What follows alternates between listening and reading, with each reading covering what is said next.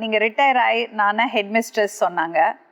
ஆமாங்க மேம். அம்மா இங்க நாகமணி வந்திருக்காங்க. சரிங்கம்மா. நான் அந்த பாப்பாட்ட பேசினேன். பாப்பாட்ட பேசின போது நீங்க நல்லபடியா தான் பாத்துக்கிறீங்க, பாசமா இருப்பாங்க எல்லாம் சொல்றாவ.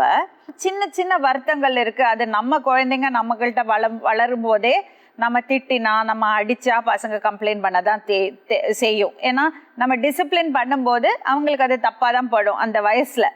ஆனால் அவள் வந்து வேற எந்த குறையும் உங்களை பற்றி சொல்லலை. இப்போ நான் என்ன கேட்குறேன், உங்கள்கிட்டேருந்து டிவோர்ஸ் வாங்காமல் அவர் இந்த பொண்ணை கல்யாணம் பண்ணிட்டாரு, கரெக்டா? ஆமாங்க.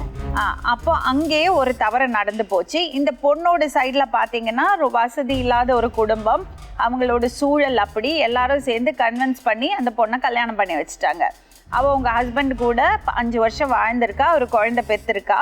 ஆனால் ஒரு நாளைக்கு அந்த ஒரு நைட்டு இந்த பையனோட தனவேலோட பார்த்ததுனால எல்லாரும் சேர்ந்து லாக் பண்ணி அந்த பொண்ணுக்கு கட்டாய கல்யாணம் திருமணம் பண்ணியிருக்கீங்க, கரெக்டா?